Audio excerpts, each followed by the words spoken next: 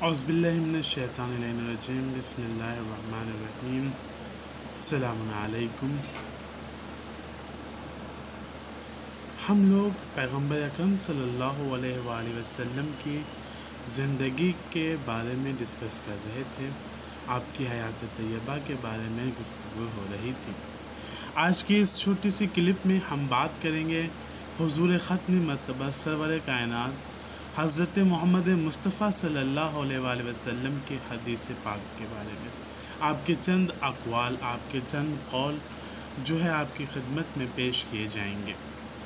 نبی پاک صلی اللہ علیہ وآلہ وسلم ارشاد فرماتے ہیں، اپنے اہل و عیال کے لیے رزق حلال مہیا کرنا اس مجاہد کی طرح ہے جو راہ خدا میں جہاد کرتا ہے۔ اپنے بچوں کے لیے، اپنے گھر والوں کے لیے، اپنے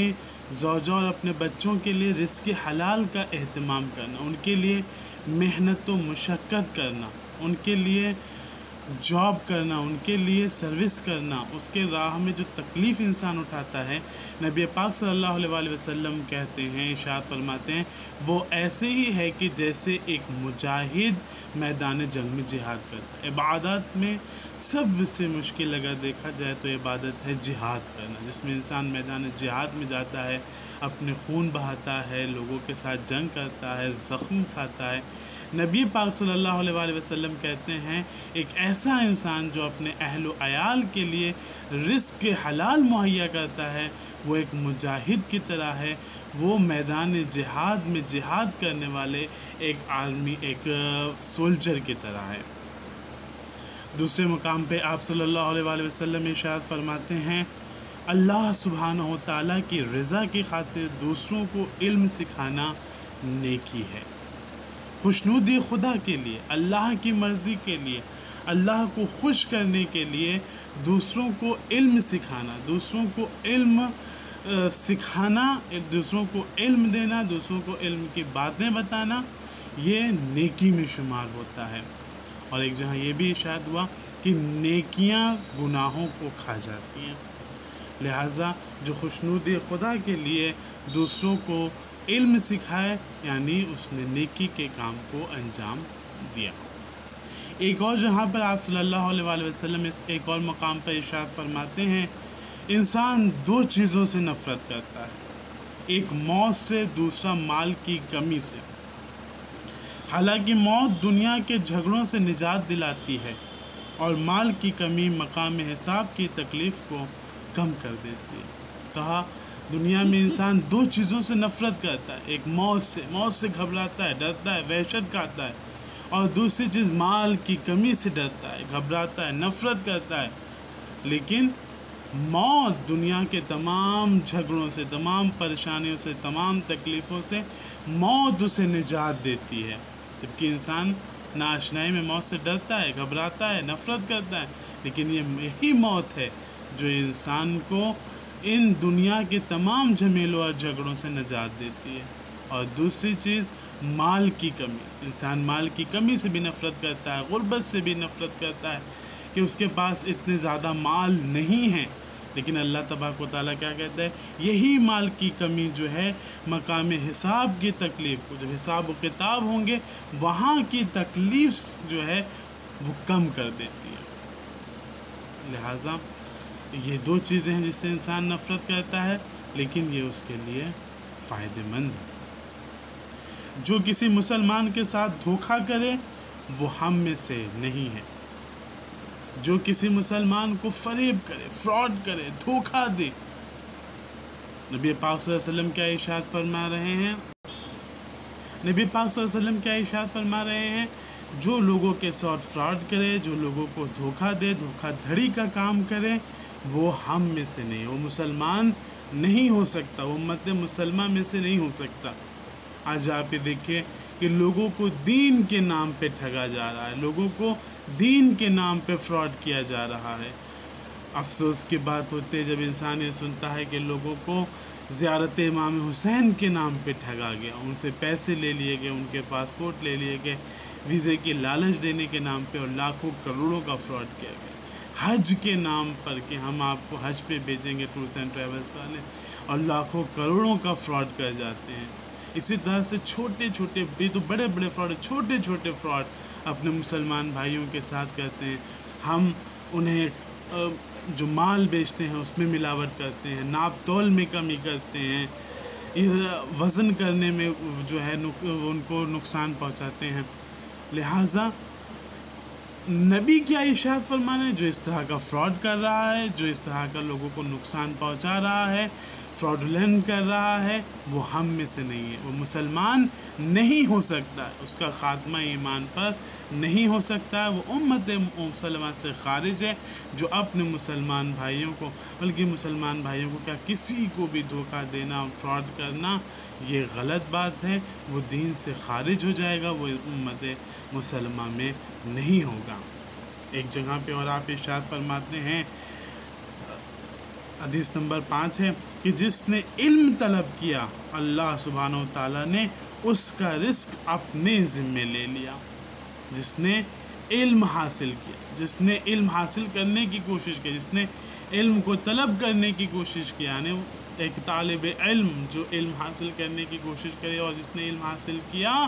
اللہ تبارک و تعالیٰ ارشاد فرماتا ہے اس کے رزق کی ذمہ داری اللہ تبارک و تعالیٰ پہ۔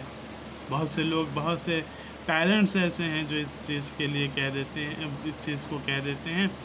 حالانکہ ان کی اپنی مجبوریاں ہوتی ہیں، ان پہ مجھے کوئی طنز نہیں ہے، کہ اگر ہم اپنے بچوں کو پڑھانے کے لیے اسکول بھیج دیں گے تو پھر گھر کا خرچ کیسے چلے گا، تو پیسہ کون کما کے لائے گا، پھر اگر ہم اس کو ابھی اس اسٹیج پہ اسکول بھیج دیں گے تو اس کا گزار بسر کیسے ہوگا، اگر ہم اسے آج کوئی ہنر سکھا دیتے ہیں، اگر ہم اس کو کوئی کام سکھا دیتے ہیں تو وہ کام آئے گا، یہ پڑھائی لکھائی اس کے کیا کام آئے گی۔ لیکن اللہ تبارک و تعالیٰ کیا کہہ رہا ہے کہ جس نے علم کو حاصل کیا یا علم کو حاصل کرنے کی جدوجہد کیا، کوشش کیا، اس کے رزق کی ذمہ، اس کے رزق کا ذمہ اللہ اور جس کے رزق کا ذمہ اللہ لے لے، اس کی کیا ہی بڑی بات ہوگی۔ تو جو اللہ تبارک و تعالیٰ کے لیے جس نے علم طلب کیا تو اللہ اس کے رزق کو ذمہ، اور اس کے رزق کو اپنے ذمہ لے لیتا ہے۔ اور حدیث نمبر 6 یہ ہے کہ تم میں سب سے بہتر وہ ہے جس کا بولنا تمہارے علم میں اضافہ کرے۔ تم لوگوں میں سب سے بہتر انسان، سب سے بہتر شخص وہ ہے کہ جب وہ بولے، جب وہ گفتگو کرے، جب وہ بات کرے، جب وہ کنورزیشن کرے، تو اس کا بات کرنا، اس کا گفتگو کرنا، اس کا کنورزیشن کرنا، وہ لوگوں میں علم کے اضافے کا باعث بنے۔ لغو باتیں، محمل باتیں، بیکار کی باتیں، فالتو باتیں، وہ انسان جو ہوگا وہ اس طرح کی باتیں نہیں کرے گا۔ تم میں جو سب سے بہتر وہی انسان ہے کہ جب وہ اپنے لب کو کھولے، جب وہ گفتگو کے لیے آمادہ ہو، جب وہ کنورزیشن کرے، جب وہ بات کرے تو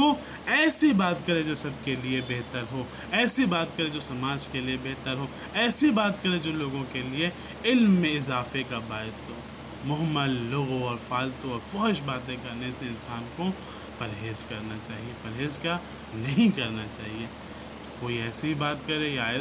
اسی طرح سے سامعین کے لیے بھی ذمہ داری یہ ہے کہ وہ ایسے گروپ میں بیٹھے، ایسے لوگوں کے ساتھ بیٹھے، ایسے لوگوں کے ساتھ گفتگو کرے کہ جو لوگ علمی گفتگو کریں، جو لوگ اچھی باتیں کریں، ایسے گروپ میں بیٹھے، ایسے لوگوں کی صحبت اختیار کرے جس سے اس کے علم میں اضافہ ہو۔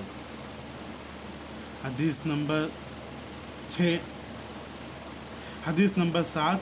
جو شخص دوسروں کی خطاؤں کو نظر انداز کرتا ہے اللہ اس کے گناہ معاف کرتا ہے۔ اللہ اکبر! کیا ارشاد فرمایا کہ جو مومنین کے، جو مسلمانوں کے، جو انسان اپنے بھائیوں کے، جو انسان اپنے معاشرے میں رہنے والے لوگوں کے خطا کو معاف کر دیتا ہے، قدرت رکھنے کے باوجود، سزا دینے کی طاقت رکھنے کے باوجود، قدرت رکھنے کے باوجود بھی اگر وہ عفو و درگزر سے کام لیتا ہے، معاف کر دیتا ہے، جاؤ میں نے خوشنود خدا کے لیے تمہیں معاف کر دیا، تمہاری غلطی تو بہت بڑی تھی۔ اگر کوئی خوشنود خدا کے لیے اپنے مومن بھائی، اپنے مسلم بھائی، اپنے سماجی بھائی کو اس کی خطا کے باوجود قدرت رکھتے ہوئے اسے معاف کر دے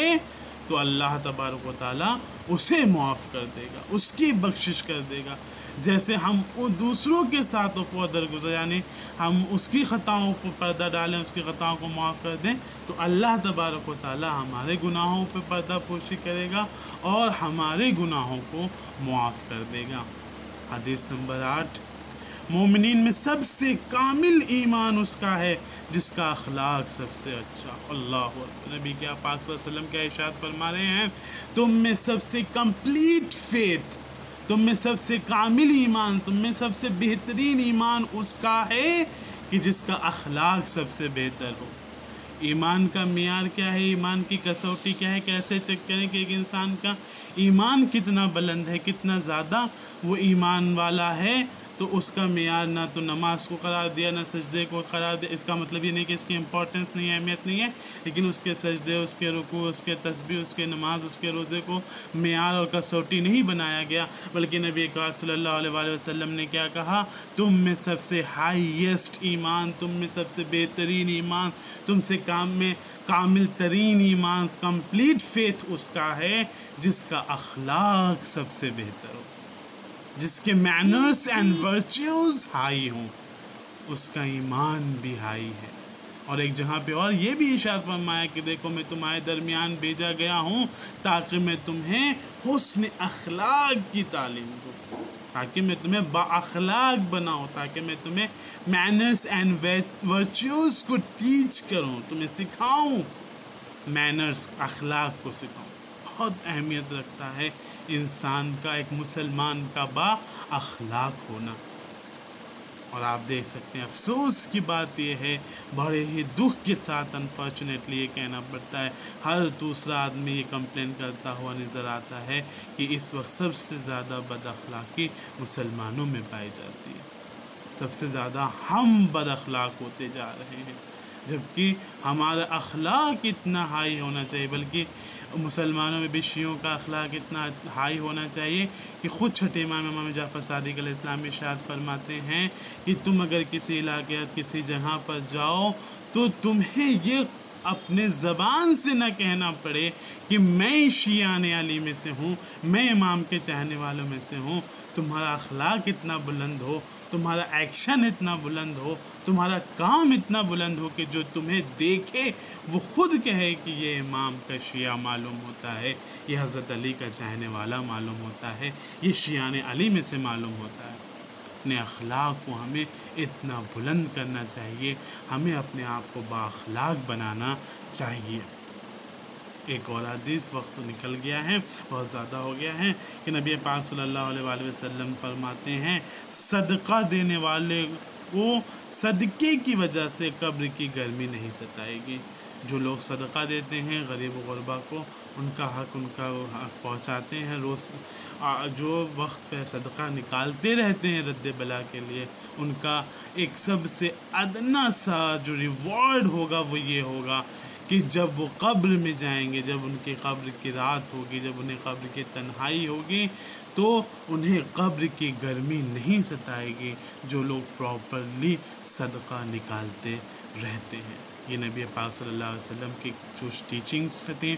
جسے ہمیں سننا چاہیے، اور بھی بہت سے احادیث تھے، بہرحال وقت نہیں ہے، ان حدیثوں کو سنیں اور اپنی زندگی میں عمل ملانے کی کوشش کریں۔ خدا پاک صلی اللہ علیہ وسلم کی بارگاہ میں یہی دعا ہے کہ پاک پروردگار اس کرونا وائرس جیسے وبا کو نیست و نابود کر، جہاں جہاں بھی اہل بیت کے چاہنے والے، اہل بیت کے فالوور، شیعان حیدر کرار اور تمام محب اہل بیت موجود ہیں، ان کی جان، مال، عزت و آبرو کی حفاظت فرما، ہم سب کو اہل بیت کے راستے پہ چلنے کی توفیق عطا فرما۔ اگلے منڈے کو جب ہم لوگ ملیں گے تو انشاءاللہ اس بارے میں گفتگو ہوگی کہ دا سٹی آف مکہ، جہاں نبی پاک صلی اللہ جب برتھ پلیس آف پروفٹ محمد صلی اللہ علیہ وآلہ وسلم، سٹی آف مکہ کیسے آباد ہوئی، جو ایک ویرانہ تھی، جہاں پہ دور دور تک جو ایک بے آب و گیا صحرا تھا، دور دور تک کوئی آبادی نہیں تھی، وہ شہر کیسے آباد ہوا، وہاں پہ لوگ کیسے آ کر بسے، خانہ کعبہ کو کس طریقے سے وہاں پر کنسٹرکٹ کیا گیا، اور پھر مکہ شہر آباد ہوا۔ دھیرے دھیرے نبی پاک صلی اللہ علیہ وسلم کی زندگی کے واقعات اسی طرح ہم بیان کرتے رہیں گے۔ شکریہ والسلام، خدا حافظ۔